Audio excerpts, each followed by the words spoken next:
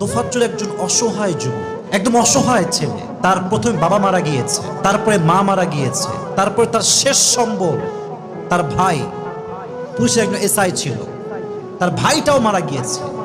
সবাইকে হারিয়ে ছেলেটা ভারসাম্যহীন হয়ে গিয়েছে, মানসিকভাবে ভারসাম্যহীন হয়ে গিয়েছে। সে কোনো জ্ঞান নাই তার ভেতরে, সে অনেকটাই মানসিক ভারসাম্যহীন যুবক। সামান্য চুরির সন্দেহ কেমনে পিটাইতে পারে একটা যুবককে? এইভাবে পিটিয়ে নির্মম ভাবে হত্যা করে। সকলে বলে নাউজুবিল্লাহ। চুরির বিধান তো হত্যা নয়। যদি সে চুরি করেই থাকে, প্রশাসন তাকে দেখবে, আইনের লোক তাকে দেখবে। দেশের কোনো মানুষের অধিকার না তাকে পিটিয়ে হত্যা করার। যুবক ভাইরা ঠিক কিনা বলে? এই যুবককে যারা পিটিয়ে হত্যা করেছে, এরা ব্রিলিয়ান্ট শিক্ষার্থী হতে পারে, এরা ভালো ছাত্র হতে পারে, বাট এরা ভালো মানুষ হতে পারে না। যুবক ভাইরা ঠিক কিনা বলেন?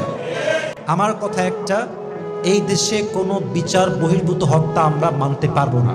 আমাদের কথা হচ্ছে, যদি এটার সঠিক বিচার